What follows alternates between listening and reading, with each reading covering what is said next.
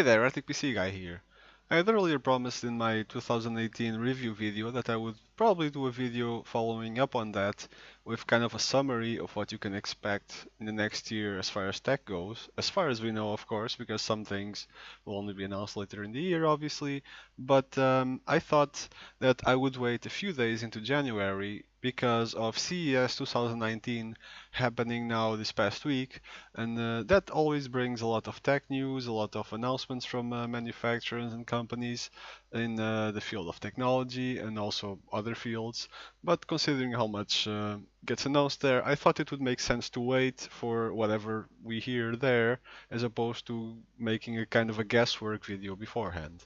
Now, there were a lot of things announced in the field of television, smartphones, smartwatches, you name it, anything technology-wise, not only on the computer segment, let's call it. But there were also quite a few announcements from some manufacturing companies for computers, such as AMD, Nvidia, Intel. So there is a few things to cover.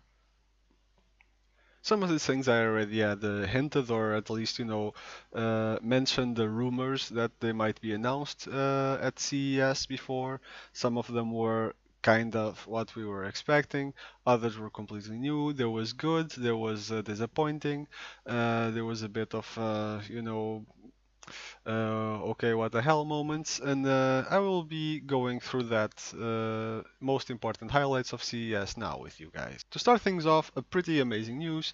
We had the announcement of Radeon 7 GPU from AMD. It's the world's first 7nm manufacturing process GPU to hit the market.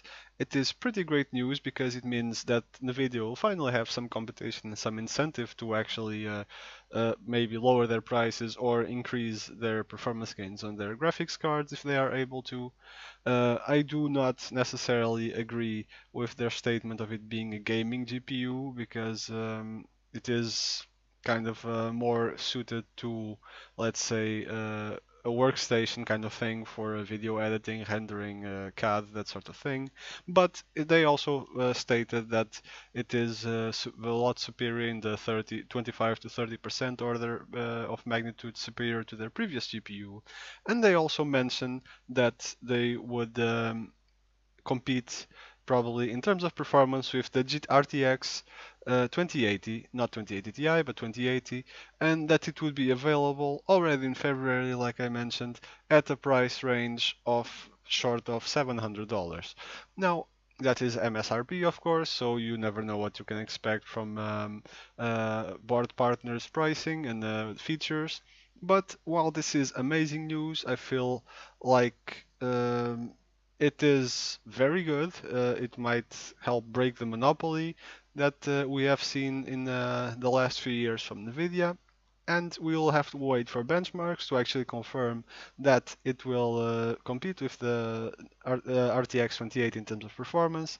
But as it is right now, it is quite amazing news in that aspect. As a general reminder, again, and not only for this, but for any kind of tech like this, I would encourage any viewers that I might have to not pre-order this component, wait for benchmarks, wait for actual numbers on performance, because both in gaming and technology, I personally feel like pre-ordering is a mistake, that you're basically giving companies money that they for products that have not proven themselves yet. And sure, supply might be a bit short as it launches, but you are completely gambling and you're only encouraging false business practices like promising features that work in a certain way and then they turn out not to work in that way. Now, I cannot point the finger at AMD on specific instances of them falsely advertising something, but I mean this as a general practice. I would not recommend doing this. Now, still on the topic of the Radeon 7, I have to give my opinion on something that occurred. It is basically the representative from Nvidia was interviewed to comment on the Radeon 7 launch, and his comments were basically that the performance was lousy and didn't work, and that their graphics cards, then they literally used those words, that they would crush them and that they would turn on RTX and it would crush them, and it would turn on DLSS and it would completely crush Radeon 7's performance. Now, I do see that Nvidia does have a monopoly on the market as far as top performance goes, but I also see this as a complete disrespect.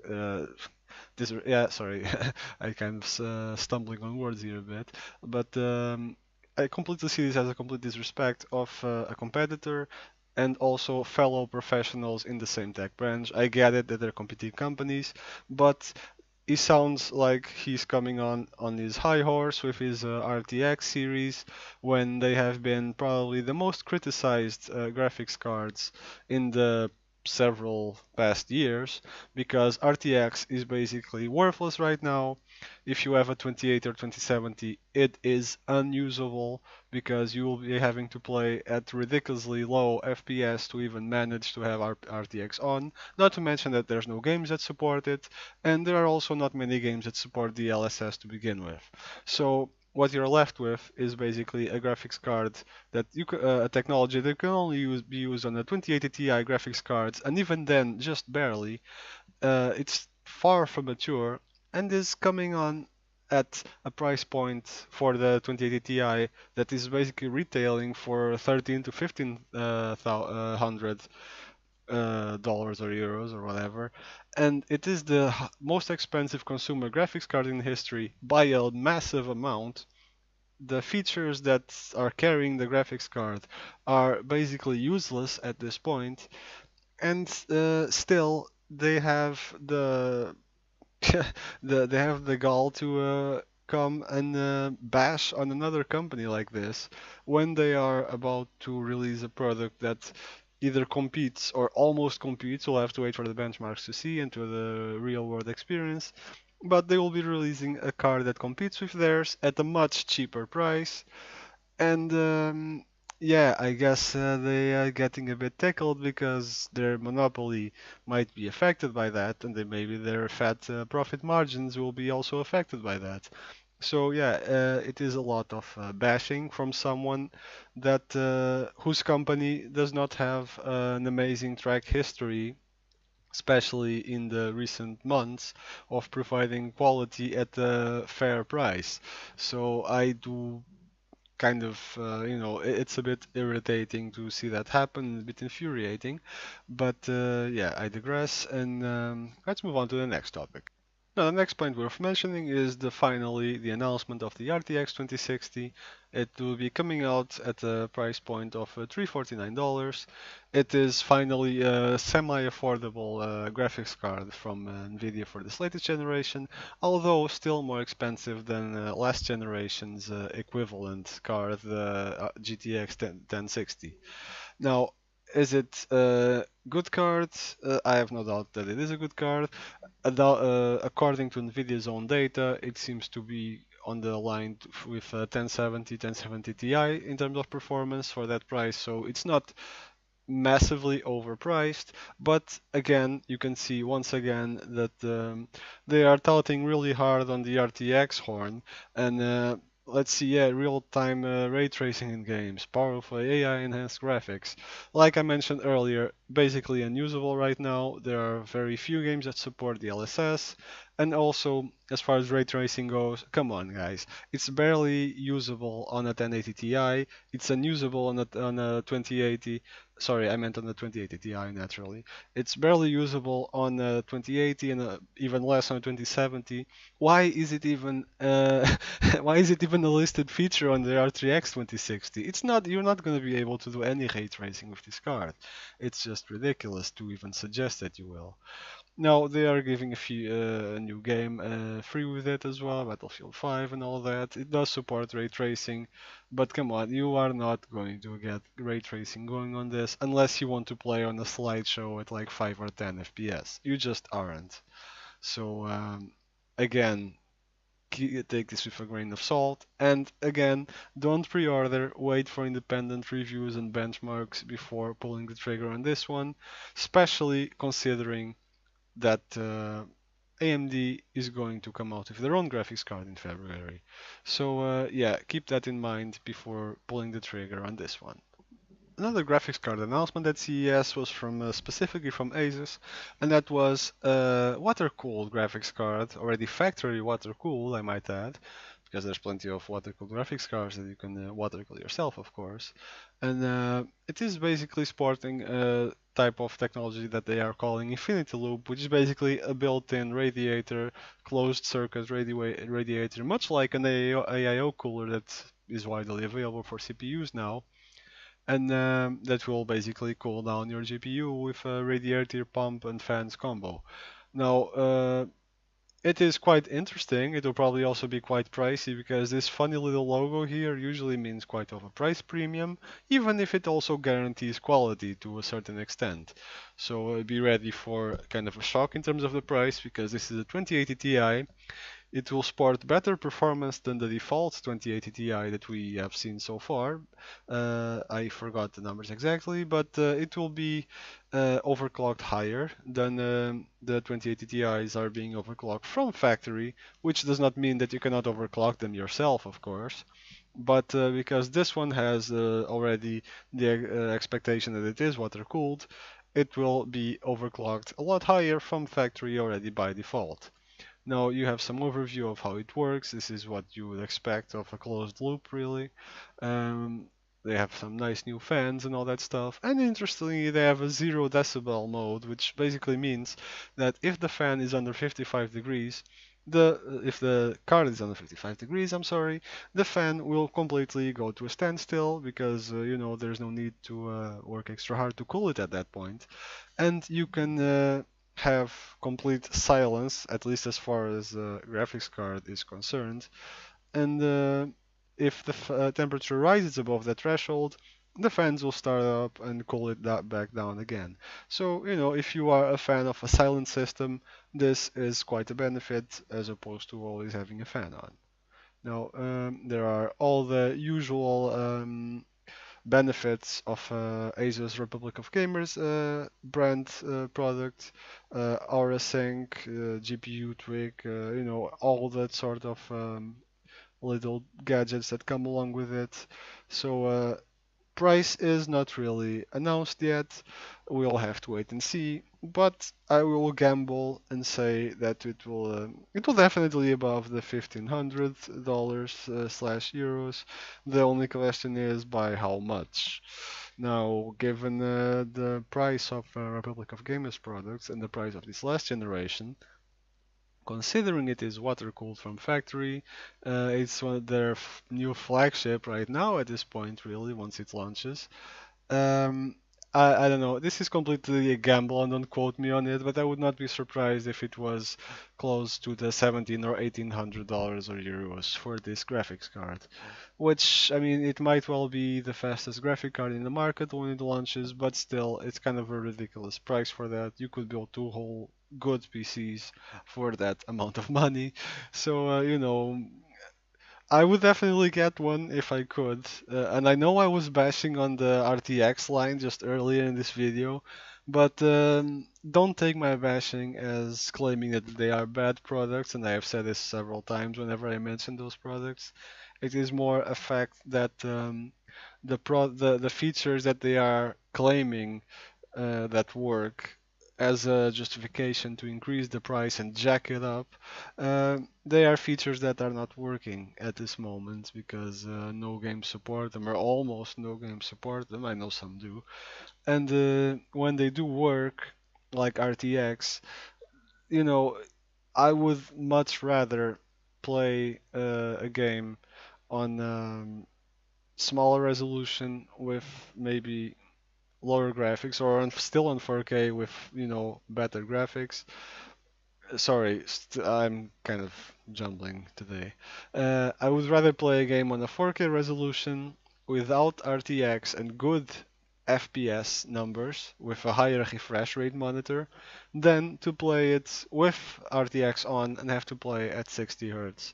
Because if you have ever played on 60 Hz and then switch to a higher refresh rate, you know what I'm talking about, and you know that it is a massive difference in feel and in how much you enjoy playing that game or doing whatever, because refresh rate is very important. And if the refresh rate is bad, the RTX realism graphics, they're not gonna matter, because you are going to notice the difference if you have been used to a higher refresh rate. And you definitely cannot use a higher refresh rate with RTX on, as we have seen, at least not just yet, and probably not until at least the next generation of cards with RTX on. And we'll have to wait and see on that, so keep that in mind.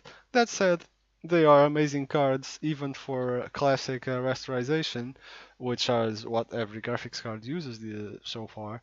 So they are still the best for that. I just feel like they are being overpriced on false pretense. Sadly, we had no nice news from Intel this time around. They are releasing some sort of SSD with an Optane module on it to speed it up a bit. They are, although, well, it is worth mentioning that they are going ahead with 10 nanometer CPU production for their mobile series, not for their mainstream desktop series yet. So, there's that. It's significant, I guess, but not what I would consider super important. Obviously, it's important for the world at large, obviously. I just mean it's not what I usually focus on this channel. The mobile series is not really much of my concern, to be quite honest. I'm more into the desktop area. So while it is great and it signals that their 10 nanometer process will be working and will be start to be deployed, uh, there is still no news and no timeline that I have seen regarding the next generation of CPUs that would hopefully employ that technology. So as that goes, well, there's not much to say really. Now for AMD, we can be happy with the launch or the announcement at least. Now for AMD, we can be happy with the announcement of the Threadripper 3 generation of CPUs. They have done some early testing, and those early samples were competing in some areas with Intel's i9 9900 series CPUs. So we can be quite hopeful that they will actually compete with Intel at this point, and that they will actually help also, just like the case between Nvidia and AMD in terms of GPUs.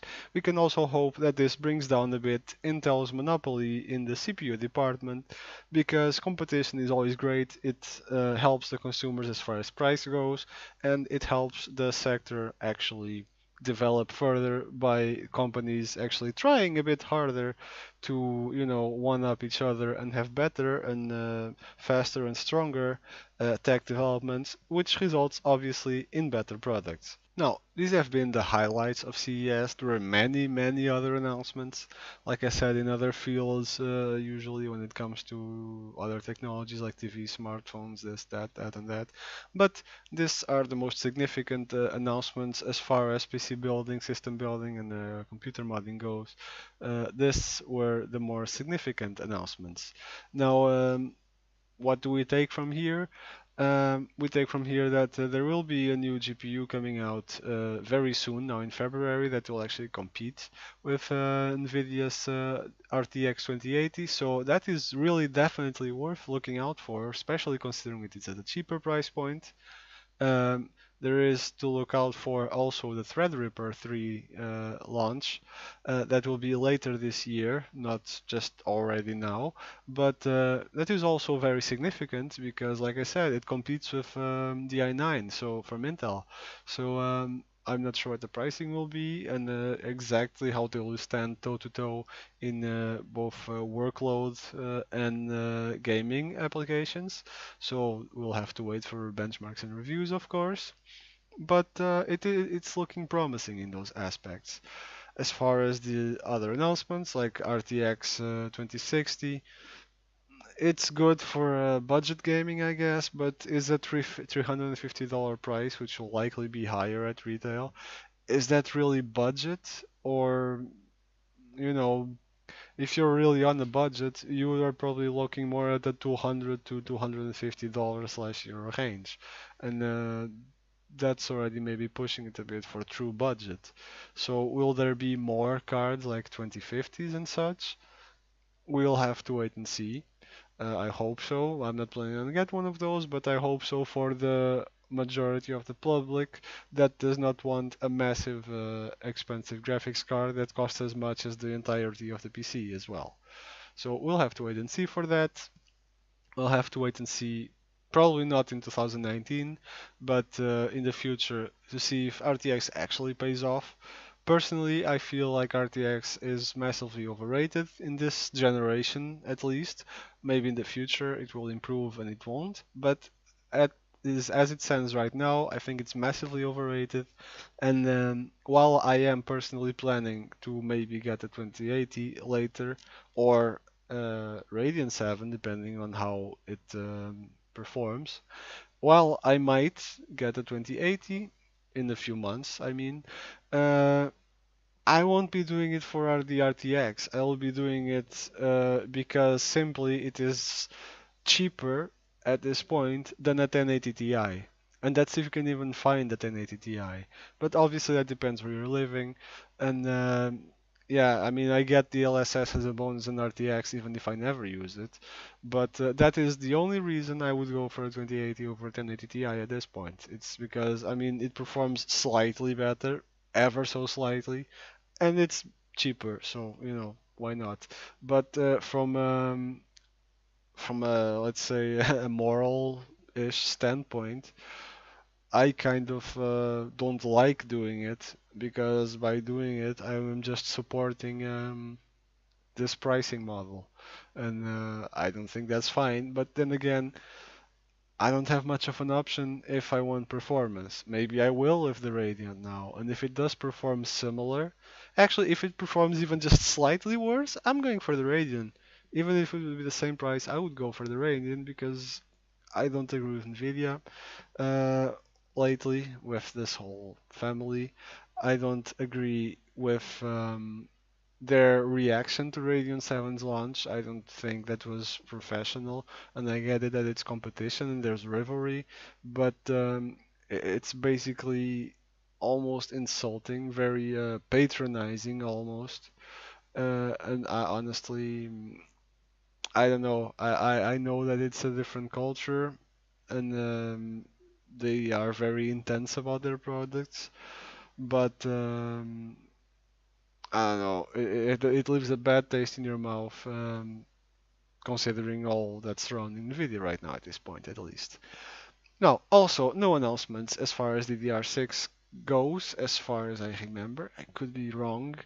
And yeah, those are the highlights of CES, and those are the things you can expect going forward in 2019. RTX 2060. Oh yeah, the water-cooled 2080 Ti from Asus that has a bit higher performance. Uh, if you're into it, it's quite interesting. It's one of the first of its kind lately, so it's definitely worth keeping an eye on. I do like the concept, even if I will probably not like the price tag. Uh, but yeah, there's that.